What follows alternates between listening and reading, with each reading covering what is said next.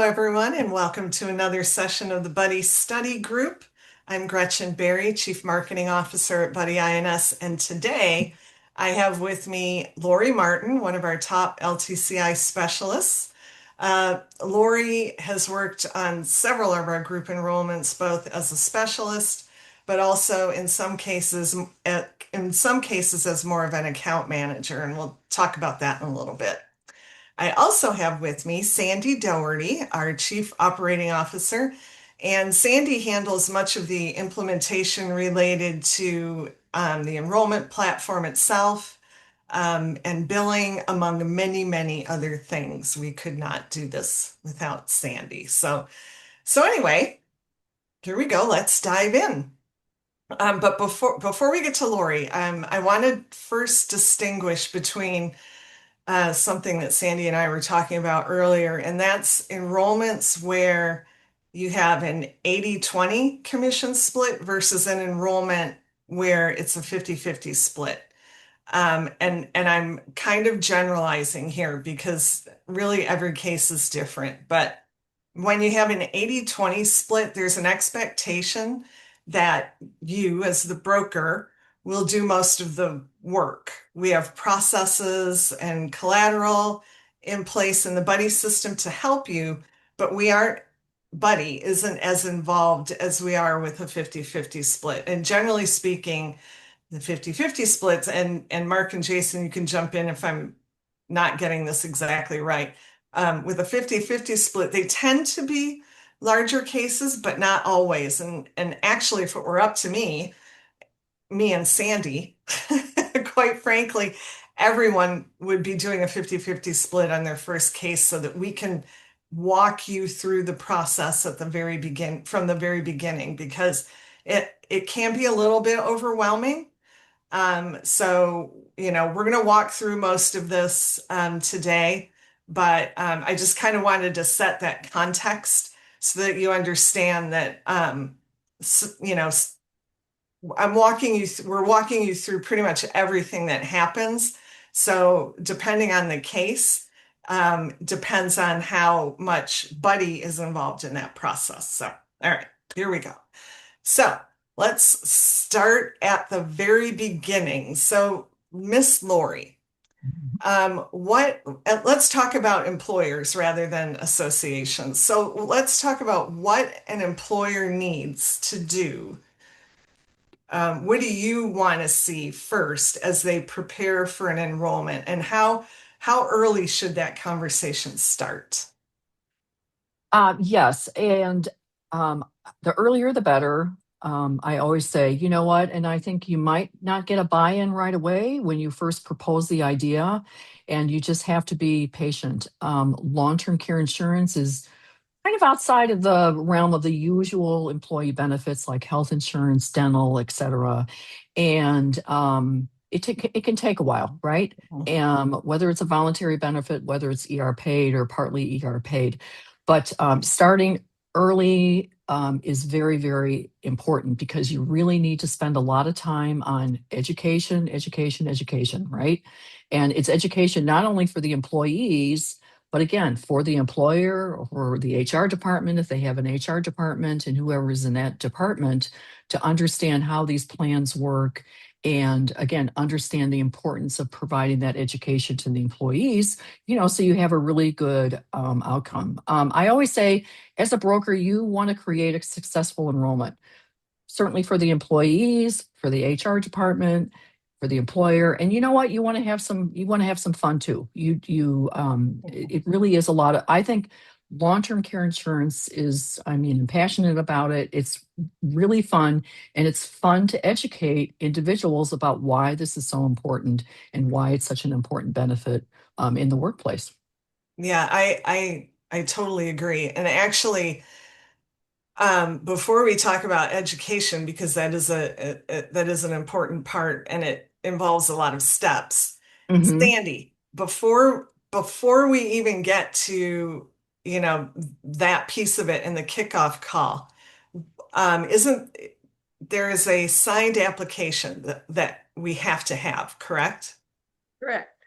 Okay, That and is correct. who is involved in that piece of it? Most of the time, the broker who is working with the group is going to send me the information. We have a sold case link. You just fill it out with all the information we need in which to produce the group application. Group application is going to be one signed by the authorized signature for the group. It's going to be signed by any brokers who are on the application itself. It's also going to state we're going to call it the terms as far as who can enroll, how many people there are, what the product is, what the levels are. Again, all that information is on that applicant or on that application. And I send that usually within 24 hours at the latest after I receive the information out by DocuSign to everyone that needs to sign it. And that goes directly to the carrier. That form right there, received, signed, is what kicks off an actual group for the carrier. Okay, and it's at that point that we can have the kickoff call, we can start talking about actual enrollment dates and setting those dates and expectations. Good. The the actual planned effective dates and enrollment dates are actually part of the application. We just need to make sure that those dates are far enough out that they are Mhm. reasonable. Right, right. And we're usually talking like 6 to 8 weeks. 45 days from the signed application being received before the open enrollment starts. Okay, all right. And that can change depending on a lot of different circumstances. So it could be 30 days, could be 60 Uh, days. uh, Depending on the size of the group and the complexity, are there subsidiaries of the group? Again, are there different, does somebody need to get contracted? Is one of the brokers not contracted and we've got to get them appointed? Is there a delay in that? Right. Again, those Okay. things all have to be in place before we're going to call it the carrier kicks off implementation. They need to have all those pieces in place. Right, right. And Um, again, if you're working with us and we're going to walk you through that process. So it's not like you have to remember all of this. Yeah, we'll be there to guide you through it. But Just yeah. so Lori, Hmm. I'm curious about how you manage a lot of times, and I've been on HR calls too, because right now we're talking about employers. How do you manage an HR process when they're obviously enthusiastic about the benefit and offering the benefit, but they might not be prepared um, to manage an enrollment like this? Like, how do Yeah. you prepare them? Yeah. So, especially if you're working with smaller groups, they might not even have an HR manager. Right. Or you know what? Yeah. The wife is doing payroll and that's it. And you're like, wow. So you are it. And I have a lot of group clients. Have a lot of group clients, have the same ones for about 25 years. And a lot of times I'm the one who's doing the HR work as a broker. So in one sense, it's good because it's giving you more control over Mhm. how this system will work. But even with HR departments, they have so much on their plate. So now there's so much compliance issues that they have to follow, and you've got the employees and everything. They have a lot on their plate. And usually you're doing the job of two people. So you want to be the one who's coming in to make their life a heck of a lot easier. And you're doing that because you're maybe taking control over this if they like that. What part do you want to be involved in? Even with the employer, it's good to know who's really in charge. Is it HR or am I really going to be getting my direction from the employer? That's fine, but I want to know that ahead of time. I want to know, if I can't find you, who else do I talk to? So again, I think a longer lead time on these projects is always so valuable because you are going to run into things that you didn't think of, or somebody's has not there for 2 weeks and they didn't tell you that, and now you're all backed up. And again, to make it really successful, not have any issues or major issues, the more time you have, the more lead time you have, the better. And again, I know you've probably talked about this a lot before. You really want to do something off cycle. I want to enroll this plan off cycle. I don't want to be part of your annual webinar that you give to the employees. And we're talking about this fantastic new long-term care insurance plan. And guess what? It's the last thing on the list. Then they've Yeah, been talking for an hour. So I want this plan to be front and center, and it really has to be done off cycle to do that. I'm glad you brought that up because that is a critical point. Do you have you had any other scenarios where an employer may have like unintentionally derailed an enrollment? I think if they just don't give enough support, they're kind of dragging their feet, I think, with the education, Mhm. especially. So that's important to know what are the important communication methods that are used. Do Right. that. The other thing I always do, and this is probably from working in advertising agencies for years, I always do a project list at the beginning. So, what's my responsibility? What's the employer's responsibility? What's the carrier's responsibility? And there's dates that go along with that. Hmm. This is due by XYZ date. So everybody's on the same page. And that really helps you as the broker keep track because there's an awful lot of moving parts to doing, group long-term care plans and a lot of people that you're working with. Yeah, Lori, you are great at your plans. I have been a part of that and I commend you for that. Well, Everybody else, we do have an enrollment checklist oh, good. Yeah, in the that's buddy right. system, and that'll Hmm. help. We actually have a couple of them. That'll um, help you stay on track too. Yeah, And if we're involved in the enrollment, um, we will also be tracking on the right, project. So yeah, that's super, super important. right, I right. want to get to next to the communication because you did mention that. And generally speaking, when Buddy is involved, we do a kickoff call. And on that kickoff call is when we're identifying, and I'm sure Laura, you do something similar. We're identifying what are their communication channels because um, if we aren't emailing directly and on the employer side most of the time we're not, and that's okay because the relationship is with the Hmm. employer and the Hmm. employee, so they're Hmm. not going to know Hmm. us as if we start sending out emails. But that being said, you still want to get a commitment and you want to understand how the employer usually communicates benefits. So, like you said, are they doing a webinar? Do they mostly email? Do they have an intranet? Do they do social media? I mean, there's lots of different ways that we can plug in our copy into their process. And just like you said, Lori, make it as easy as possible for them because they are juggling a lot of different roles. Right, So we usually right, provide the copy and any other collateral that they need to right, communicate, right. including the landing page. Yeah, yes. And it's a fantastic landing page. Um, um, I think communication too, you look at different employer groups. So if you look at, manufacturing firms, maybe email isn't the way to go. They still have a break room and we That's were right. putting up posters. That's Yeah. very easy to do.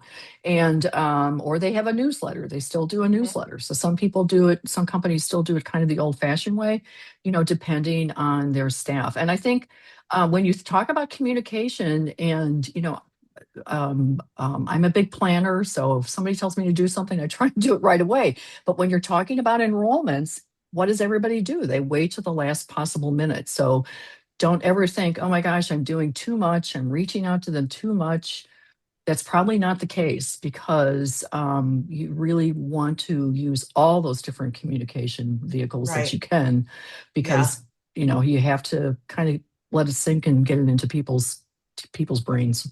Right. Right. And the other piece of that is that's important to note is when you're running your groups through Buddy, if once we can set it up so when they go to the landing page, um, we can we can let you know, and I know Lori, Mm-hmm. you've been part of this.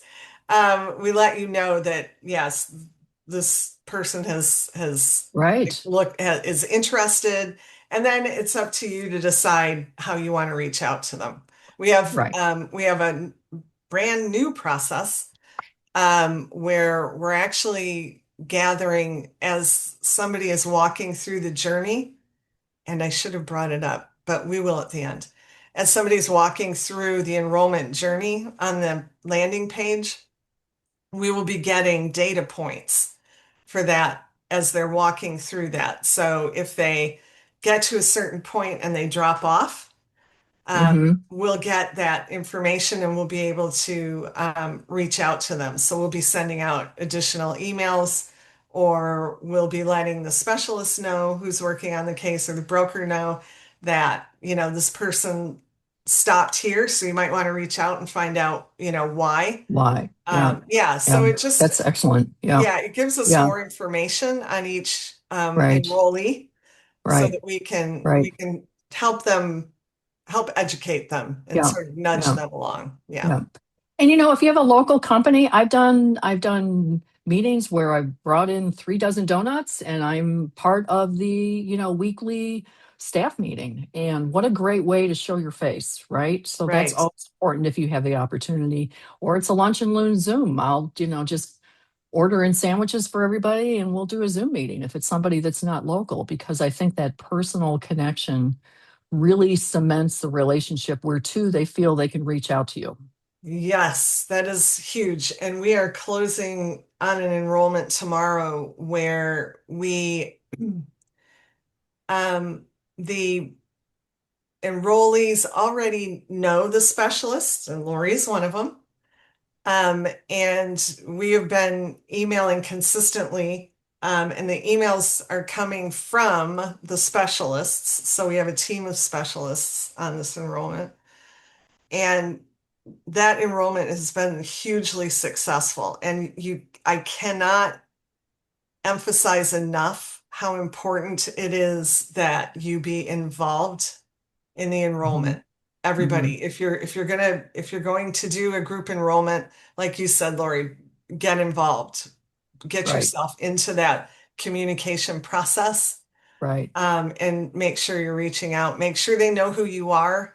They'll, you'll earn their trust, and that way, and the re-enrollment will be even better. Right. So yeah, you Right. just want to continue to reach out to them Right. and And educate. maybe you're working with the producer, so it's not even actually your group. Right. You're just coming in there to do this. But again, you're doing it too for the producer, because you know the material, you know the plans. They don't necessarily do or have their license to even sell long-term care.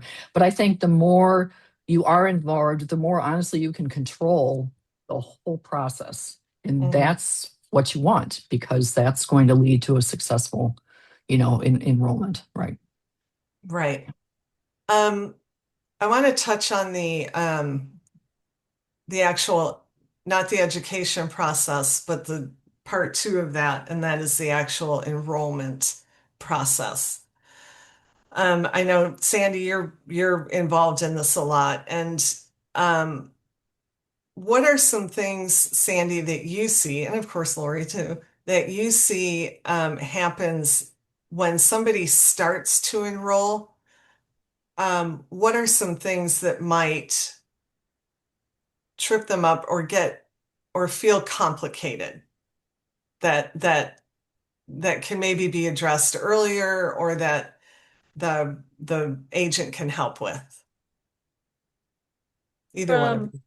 from what I see, I'll go first and Lori can go. Part of it also depends on the size of the group, I'm going to say, because that goes to how much personal information uh somebody's had with the agent themselves. But um I see a lot of people stop when they get to beneficiaries because they don't have the information that they need. You need to know somebody's social security number and their date of birth and some other information that you might not have off the top of your head.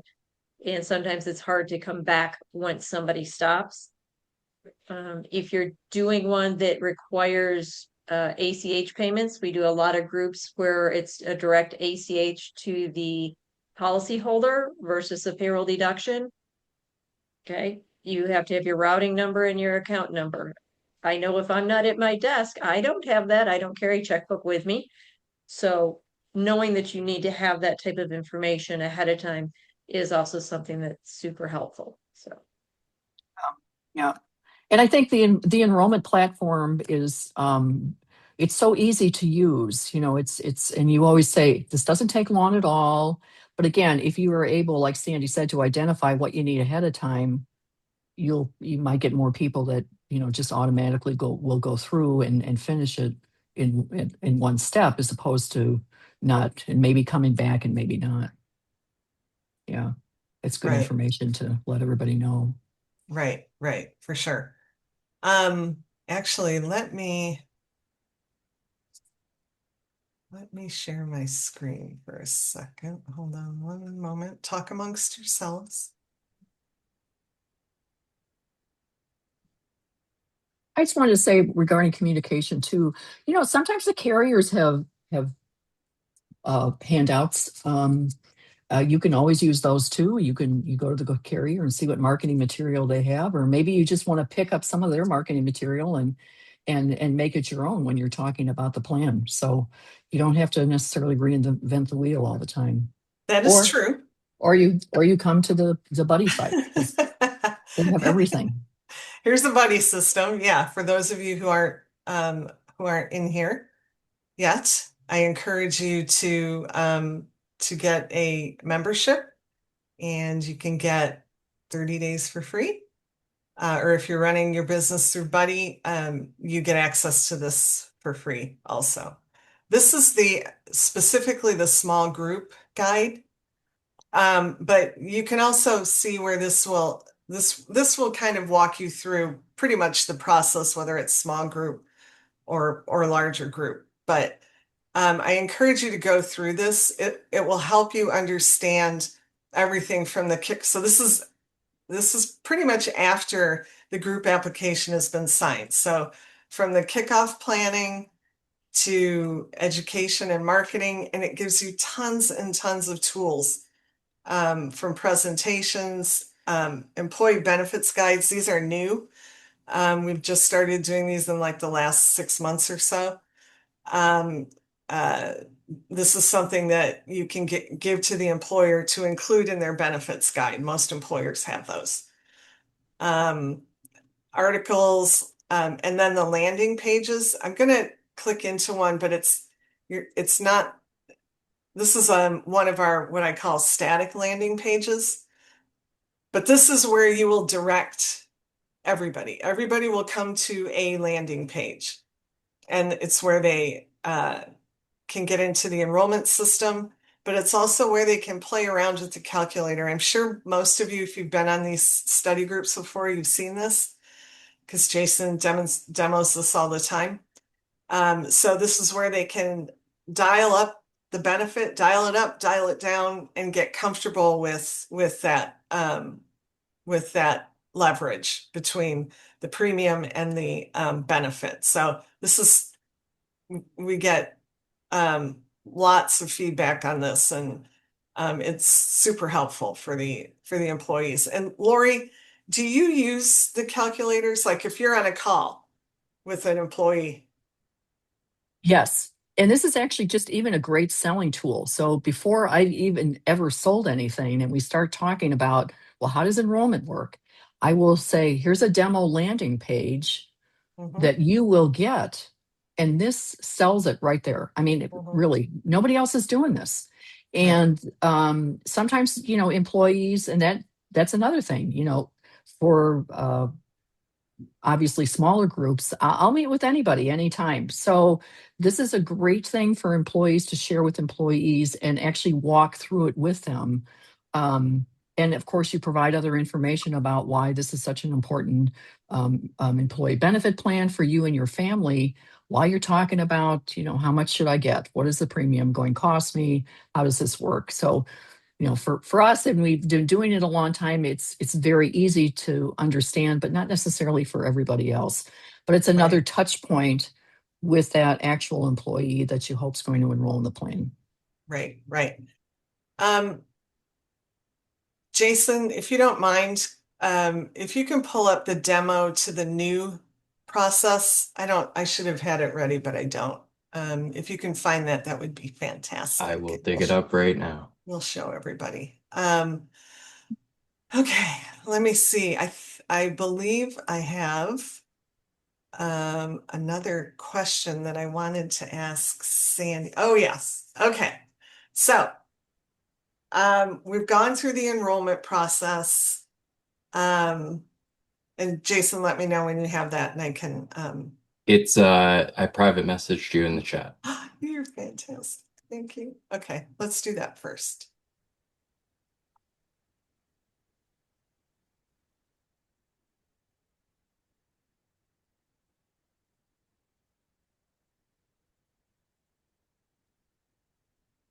Okay. All right. Let me share my screen. Okay, so this is the new page.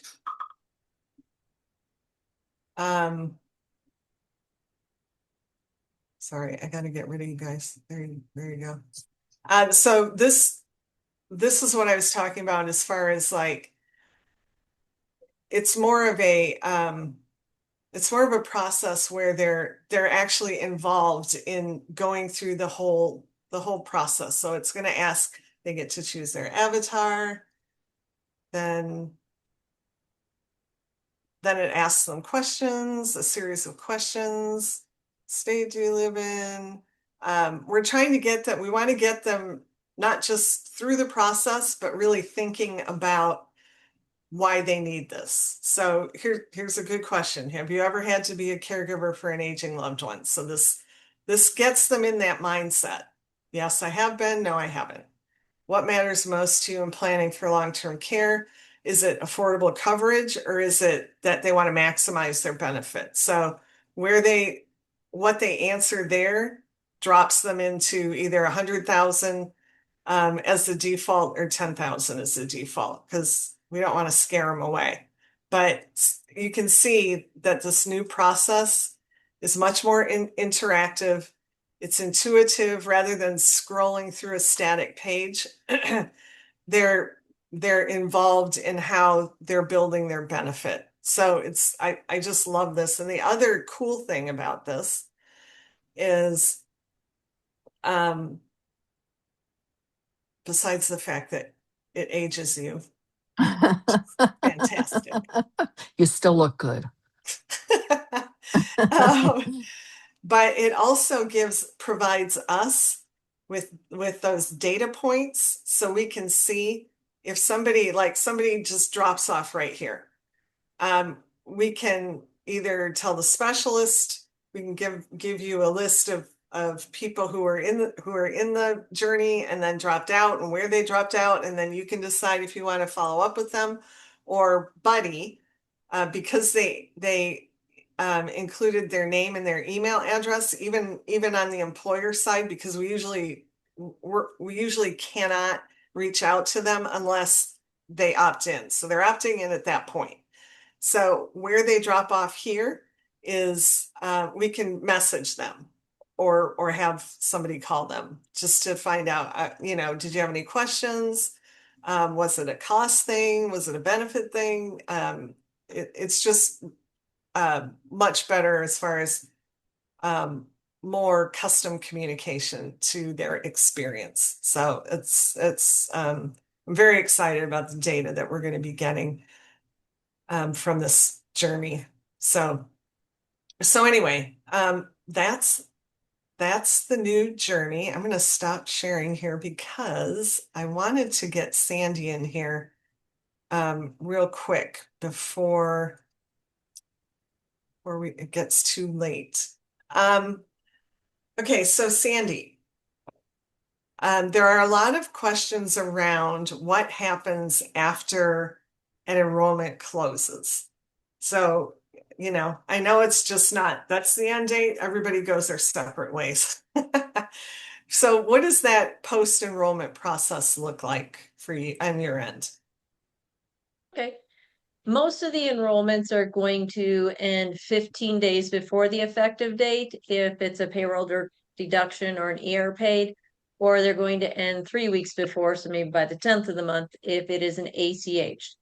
That is what time the carrier needs in which to process the actual application so that they can have an actual effective date at the right time and the billing can actually start on time. If a group ends later, it can happen. It happens all the time. It simply means that they will be issued with an effective date, for instance, of 7/1, but premiums might not come out until 7/15 because the applications have not finished processing. So that is really the biggest difference as far as the timing goes. And then, Once, oh, go ahead. as I say, once the group effective date comes, one, they get an email from marketing, from Gretchen, that talks about next steps. That's an email to let them know, for instance, with the standard, um, when you should get something, when you should be able to get access to your policy through the My Benefit portal, when you should see your premiums come out, whatever the case might be. And they'll also get a letter about 2 to 3 weeks after the effective date in the mail, snail mail, from the standard with basically that same type of information. The biggest thing that happens though is people, once they enroll, they get an email that says, great, you've enrolled, and then they don't hear anything until 1 or 2 weeks after the effective date. So they're wondering, did I actually enroll? Did I not enroll? I didn't hear anything. So there is this little black hole gap that we want to try and make sure everyone is expecting so that they do not think that their policy did not issue. And that it really helps with the broker involved to let them know what that time frame is and those next steps. Honestly, again, we send that email, they get it pretty quickly, but a lot of people do not open an email from somebody that they do not know. So you got to question sometimes, did they get our emails? So, And do you see, are there differences between carriers or are they all pretty consistent? oh no, there is nothing consistent between carriers. That's funny. Uh, no, Chubb, for instance, is going to mail all the policies out to whatever address was given in the application. They also take a longer time to process. They're usually a 6 week process time. So from the time the enrollment ends, they actually need 6 weeks before they can process an effective date. So now you have a much longer lag time when you're looking at Chubb, where the standard again is going to send you all your information in a portal. So you actually log into a portal to find, download, view your policy, update your beneficiaries, that type of thing. So the standard is much more digital.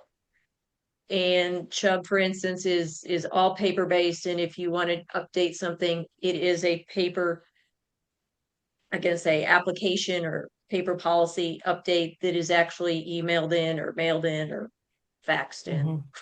So Yeah. The old fax machine. Yeah. Okay. Actually, I want to back up for a second, Lori, and Jason, if you don't mind jumping in here too, because you made a comment in the chat and we didn't really talk too much about it, and I want to make sure we cover it. Webinars. Um, they're super important to our process. So Jason and Lori, do you want to talk a little bit about your approach to the webinars? Yeah, Lori, why don't you start and I'll add to what you got. Yeah, webinars are great. I think webinars too are good too for spouses. So a lot of these plans are available not only to the employee but the spouse. And gosh, they're not at your job. So when are they going to get all this information? And the ability to have a webinar and have that available anytime, 24/7 to whoever wants to watch it is just another great communication tool. You know, sometimes people, they all they can do is at work is work, right? So what they're getting, where they're getting all that information is their off hours. Right, right. And we also record the webinars so people Hmm. can go back and we put it on the landing page. People Right. can go back and listen at their leisure. Yeah. Jason? Yeah, there's a lot I could say about webinars. I think one of the most important pieces to the communications process, number one, it gives additional touch points for communication to drive people to that webinar. But what it does is it reinforces where the employees will go to get what information they need to feel good about their decision making. That might be far and away the most important thing. So we're directing them to the landing page, but also showing them some of the most important pieces of the landing page. We're directing them to the enrollment platform. You've talked about in things like communications, making sure you're prepared with certain things for your application. That can be covered on webinars. So it's really going to reinforce communications live and in color.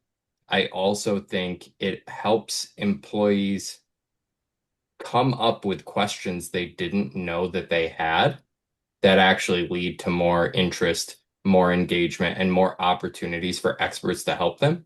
I'm always talking up our long-term care specialist consultants when we use them on those webinars.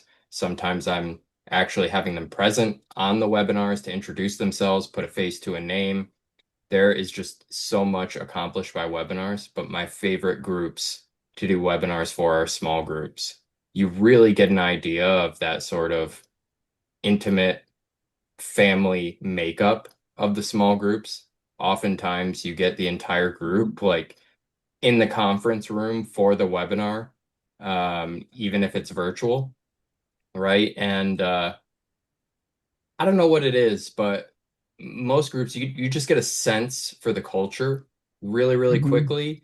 And you share a couple jokes with each other throughout the webinar. It's just a very laid back but much appreciated sort of production you can put on for them. So I think webinars have to happen if you want Yeah. a certain level of success. Yeah. I think we could do a whole session just on, We've done webinars on webinars. webinars, and we'll Webinar and we'll we'll keep webinars. doing those too. Yeah. Yes. We'll do another one of those soon. Yeah.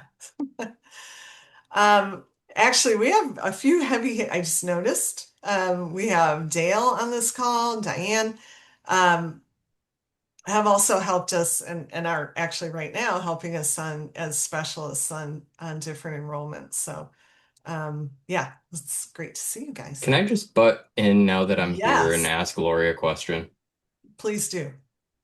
So, as many of you know, I want to be Lori when I grow up when it comes to group Oh my long-term gosh, no, you don't. care and just and just the Oh, way she funny. conducts herself professionally in the role she Uh, plays in enrollments. But you play both sides of the field, like like Dale does, like Diane does, and you're working with individuals and groups. And as you know, our audience is quite a nice mishmash of that. But I want you to just speak, if you could, to the folks who are mostly doing individual long-term care or completely and trying to make that switch because there are a lot of ways you can talk yourself out of diving into the group side when you have an established individual side of your business. From I've never done it before to right, seems like a lot of work to I don't know any groups. Guys, I'm not on a first name basis with any companies. It's all about the people you know. right, But right. what would you say to folks to maybe help them get out of their own head and jump off the diving board Yeah. and what awaits them there? Yeah. I'll tell you, and I'm saying this because been doing groups for 25 years. I have group benefits, I design plans, I implement, and I love groups. So, for me it's easier. But I have to say the group long-term care market is absolutely exploding. And there are so many different companies out there and continue to have expansion in that particular market. So it's you don't have to worry about somebody with an individual plan. Do they qualify health wise? Gosh, that's a huge issue. And on group plans, if you get guaranteed issue, oh my gosh, everybody's thrilled, right?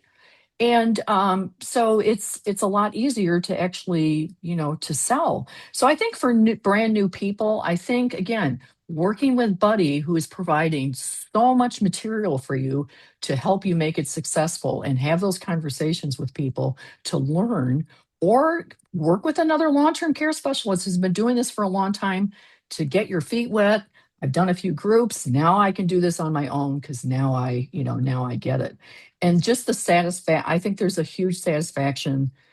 It always has been that way for me and continues to be in providing long-term care plans to groups because you are doing a good thing. You are doing a good thing for people to help them with their caregiving needs when they're, hope and older, hopefully not until they're older. So, for if you're really nervous, I don't wing it. I was always a big wing it gal. Oh, I can do this. I don't, and I'm not anymore. And script out your responses all the way from the beginning, from that first phone call to everything that you do, especially the first two times, because you'll sound a lot more professional and you won't end up being not as nervous. So, yeah. And then finding the groups, now that we can do groups down to 3 lives, there's a lot of people who own their own businesses, right? And they can be very small groups, and these plans are just a perfect fit for those size groups. So I think it's just a fantastic market to be in, and it's one and done, right? I'm not worried about anybody calling me about, oh, my claim, my health insurance premiums went up, and I can't find a dentist in the network, blah blah blah blah blah. I've sold you a long-term care plan, and hopefully you won't need to call me until claim time. And then you're just moving on to your next sale. Yeah. And it's a one-to-many sale Right. too. Exactly. Yeah. Exactly. Yeah. It's So giving what you're already I love passionate it. about and Yeah. instead changing the setting to having a megaphone, Right. being able to reach a lot more Right. people. Right. If your goal is to already help people with long-term care planning, it is really sort of a no-brainer. And I know many people are working on the way to just logistically to launch, and that's a great thing. But I agree with you. Don't wing it, don't overthink it, but don't wing it. Right. And that's what we're here to help you do. That's what all the Yep. Right. folks in this network are really here to help you with that have Right. done it before, right? Right. And Yeah. the employees are happy, right? I got a fantastic plan and they're happy, right? Yeah. So Yeah. I think that's what makes it fun. So Gretchen, one last thing I want to just say about educate or communication, and because this just works all the time, think about personal stories from the employees. So Yes. if they can do a short little video and everybody in the company knows them about their own caregiving experience, that's going to sell the plan. Um, I I did what was I doing? I was in Indiana, school district, and I was selling cancer insurance for somebody, and somebody had just had cancer. I think I sold a policy to almost every employee, right? Because they understood the importance because of that personal connection with an employee. So always think about that when you're talking about your communication is, gosh, somebody have a personal story. Do you mind doing a short, you can do it on your phone, Yeah. a short little 5-minute video. Oh man, we'll put that out there and that gets noticed. Yeah. We've done videos with, corporate executives. So the CEO, the HR director has Right. a personal experience Exactly. and that, Exactly. yeah, those are people they know. So it's Right. It hits powerful home. for Right. sure. Yeah. Very powerful. Yeah. I have to say, when you go into the buddy system and you look through some of the marketing collateral, um, some of that was created in cooperation with Miss Lori. Still out there, huh? I've been on a few projects with her. So Uh, yeah, so a lot of what we create is done because there was an identified need. So yeah, hopefully the collateral that's in the buddy system can also help facilitate the enrollment. Sandy, is there anything else about the post-enrollment process that everybody needs to know? Things that might help sort of smooth that process along? Yeah, the next big piece that comes through is the billing. What does it look like? How is it done? What does HR need to do? Is there anything that I need to do? That would be you, not me. Need to do for for the billing piece of it. A lot of groups, especially small groups, the group is going to get one invoice and not necessarily two invoices. And in that invoice, if you have both ER paid and voluntary, either the broker or the HR has to break that out to know how much is the group paying for and how much do they need to payroll deduct. Because a carrier just cares that John Smith owes $100. They don't really care or know how much is coming from a payroll deduction, how much is coming from an ER paid. So when that billing is going to come, how it comes, ER paid is often paid at the beginning of the month. Payroll deductions are always paid in arrears. So when to expect a bill, where to find that bill. If it's standard, they go through a company, well, it's a portal called Easy Bill.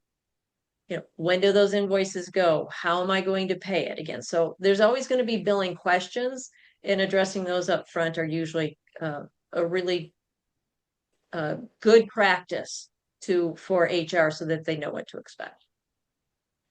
Right. Good. Good. All right. And then you get into the re-enrollment. But that's for another call. That's another benefit, by the way, if Yeah. you're on the individual side and looking to get into group, individuals do not re-enroll and multiply themselves every Right. year. If you are working with groups, especially groups that are early on in the process and growing, you get another enrollment the next year for new hires. You Mhm. are literally just nurturing sources of new clients year after year after year. So there is obviously a short-term benefit to getting into group, but the more groups you work with over a longer period of time, they start to really, really add up for you. So absolutely. Yeah. Yep. Yeah, for sure. All right. We are 4 minutes over. 4 minutes over. So is there anything we missed, guys? Lori, Sandy, Jason, Mark? Mark, you can chime in too. You know you want to. I'm just a fly on the wall. I enjoy listening to you guys. Anything else we missed? I'm looking at all my notes and I think I covered everything. Yeah. The only Sandy? thing that I'd like to add to that is when you're working with a group, before you bring it to us, before you ask for an application, all those types of things, be pretty sure that you have their buy-in, that they're ready to move forward. Make sure you've educated the HR enough with what it's going to cost, what the billing is going to look like, what the timing is, what the commitment from their end is. A lot of groups fall off because they don't get the education in a timely manner. So just make sure Yeah, they know what to do. you just reminded me of something we didn't talk about, and it's probably a longer conversation, but I at least want to touch on it, and that's employer funding. So if you sell a case and the employer has agreed to fund a portion of it, Sandy, is there anything different about that process, that information that you need? One of the big pieces that we're going to call it most carriers need to know in the RFP is how much they are going to fund. And that's the one thing we hear a lot. Well, we're going to fund something, but we don't know. Well, you kind of need to know before you actually get the request for the proposal. You know what the pricing is going to be. We have all the tools for that. So getting a proposal before you have that is just doing double work because you'll have to get it again or again or again. So kind of know what you want before you get a final proposal. And then you really have to decide, do I want to complete all the ER funding before we offer the voluntary? Because you can do that, or do I want to offer it all at one time, which you can also do as well. So it's Um, just choices, but making sure people know what choices they have. Right, right. And like you said, we do have a tool in the buddy system that will help you determine what the cost is going to be. And I know that Jason is going to show us that in an upcoming session. The very next chance we get. New census quote tool that's fantastic. So yeah, so stay tuned for that. Gretchen, Yeah. one other thing that, in speaking to individuals who might not be operating in the group market, the other thing to think about is, especially if you're in business for yourself or I've got some assistants or a few people underneath me, but I'm a really small firm. I'm a really small firm. It's just me. So I can compete with the other players in this market, in the group market. Why? Because I have Buddy behind me. I don't have to reinvent the wheel. The marketing material that they put out there is top notch. So I look a heck of a lot bigger than I am because of all the material that I have access to. I think that's just extremely important because you are competing with other players in this market who are bigger, who do have their own marketing department or what. But you know what? You do too. Oh, thank you, Lori. I appreciate that. Yeah, That is true. absolutely. That's It's a true true. It's statement. We're very there. true. Yeah. Yeah. So, Yeah. I would say the people who work with us best are those who lean on us, are okay with their you know, level of inexperience, whatever that level may be, or lack of access to certain resources. They lean on us for those Hmm. things, and they are still able to be kind of chief in this side of the relationship, right? It is still your relationship that you own. You choose how to introduce us and how to use us. If you're new, I would go full stop, but I've been introduced 10 different ways by 10 different brokers, and they all work for me, and we'll mold to whatever it is you need us to be to present properly to your group and give you what you need to help them. mhm, exactly. All right. Well, if we don't have any other questions, I want to thank everybody for being on this call. Very much appreciated, and look forward to seeing everybody next week. Thank you. Thank Thanks, everyone. Thank you. you. Thanks for Bye. reaching. Bye.